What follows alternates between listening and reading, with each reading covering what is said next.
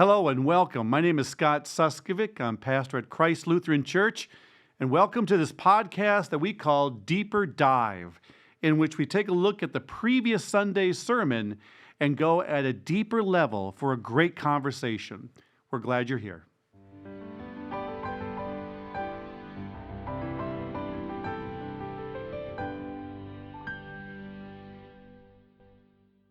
Hey, welcome to this next edition of Deeper Dive. We're at a bit of a loss here, Pastor Ryan, in that we don't have the preacher in the house here, Pastor Adrian. She has some family issues to take care of down in Florida, right where Hurricane Milton is coming in, but she's safe. She's way down in the south. So we got the B team today. With the B, we have to carry the load here today. Here we go. But I think she did a fabulous job on Sunday wrapping up this little book. Who knew that there was so much to mine from these 4 chapters of a small book? Well, if the VeggieTales had anything to teach me, I had no idea. Yeah, that's good. What I really liked about this last one is that it emphasized, both in the book and with Adrian, the use of questions. Now, we know that questions, I guess in its purest sense, are to discover the truth, but we know that that isn't always the case. For instance, I'm thinking about the snake in the Garden of Eden. Oh, yeah. Saying, did God really say you can't eat of any of the trees of the fruit? Now, he was asking a question to cast the seeds of doubt. And it was onerous. The whole purpose of the question was, as you tried to articulate, right? Mm-hmm. Oh, it's so bad. God couldn't possibly know what he was really asking, could he? Cast the seeds of doubt. So some questions do that. Other questions are intended to stump the presenter. So when I think I think about that confirmand in the back row who's a pain in the neck, and he just asks questions just to see if he can stump the pastor. Like, that is possible. It's impossible. I've never been stumped by a 13-year-old yet. They raise their hand and say, well, if God created everything, who created God? Dun, dun, dun, dun, dun. Yeah, right. Actually, I got this one a couple weeks ago. It was a fabulous conversation. It was an honest question, so don't disparage the child. Nothing nefarious. But he asked that classic, if God is omnipotent, can he create a rock so big that he can't lift it? Yeah. And I tried to explain to him the nuance of the philosophy in the question. Yeah. I don't know that I got there, but I tried. All right, so there's questions to cast doubt. There's questions to stump. There's also questions to interrogate. I'm thinking about the prosecuting attorney who will lay question after question. Objection, badgering the witness. Yeah, so there's another one. But, I got one more questions. The young kid, the toddler. What? Why? Do you know why the sky's blue? Why? And they're just to annoy. But there are those questions that are really true questions to discover the truth. I'm thinking about one of the most famous questions ever, Pontius Pilate asking, what is truth?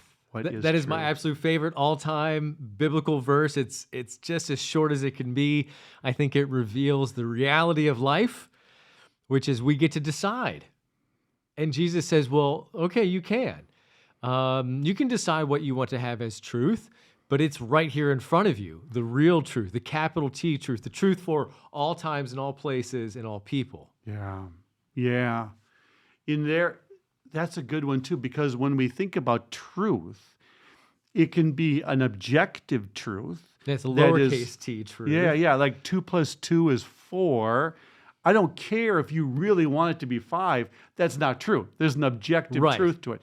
But there's a subjective truth too. Can I call this one the Lebowski truth? Lebowski? Yeah, there's this great meme, and he's from the Big Lebowski, and he says, well, that's just like your opinion, man. Like 2 + 2 is 4? Well, not that 2 + 2 is 4, but this thing in life, right? The stuff that we find super important. Well, that's just like your opinion, man. And it is in terms of a subjective truth. That is, Yeah. if we go and get ice cream and I say salted caramel is the best ice cream and you disagree, It's not the truth. it's my truth. I live your truth and And other your lies. truth might be Rocky Road or whatever. Oh, yeah, that's my wife. She loves that one. All right, so those truths can be simultaneously true. Now, when we get to the truth of Jonah, what I've loved about this study is that it has revealed the power of God's word. Hmm. And what I mean by that, it is a living word. Oh, that's a biblical term. You went pastory on us. Living word. Oh, you got to go a little deeper there. Well, what I mean is that, what it means for that time and that culture is going to be different from Jesus' time and culture, going to be different from ours, but it's still going to be containing truth. there. Yeah. So as we've walked through the book of Jonah, I'm kind of amazed at how many truth statements there are. The first one is the truth of disobedience. Okay. How Yes. Jonah left and went the opposite direction. Yep. That's my story. That's Yeah. your story. That's humanity's story. That's everybody's story. We all see, right? Getting back to that snake, that what we really want is to be gods and go our own way. Right. So that's the first truth.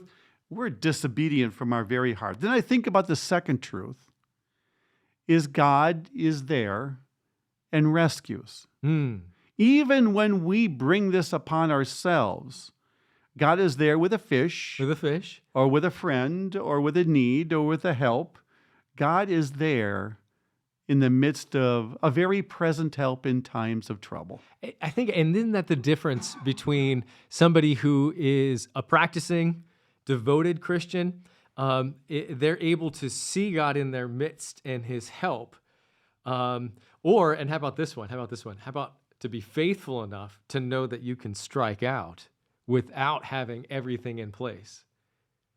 Okay? Yeah.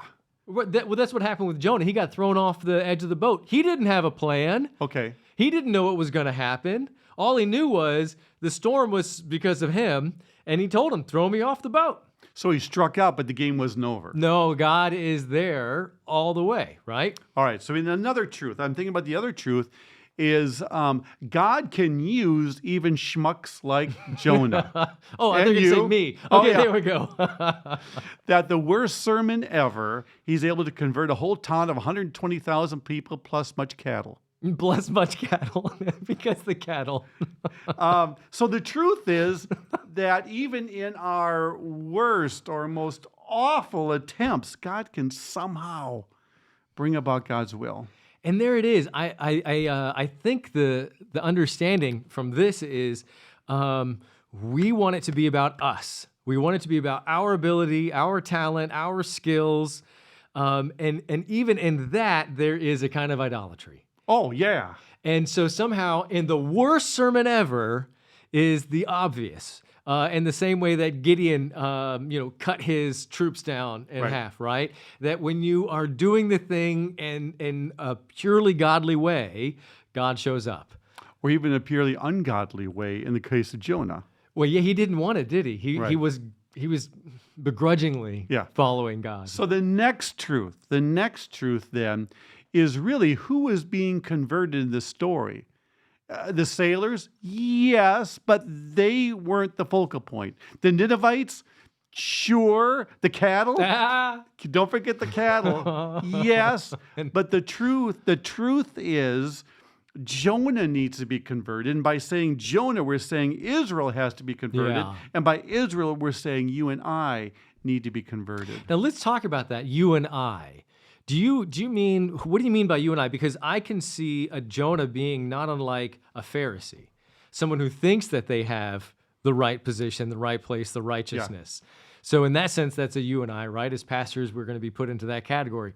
Or do you mean you and I as in schmucks, everyday Joes just going about our life? Well, I was thinking about everyday people, but I think your point's a better one in that those in spiritual leadership who think that they know best, we're probably the ones that need the greatest conversion because we don't see it.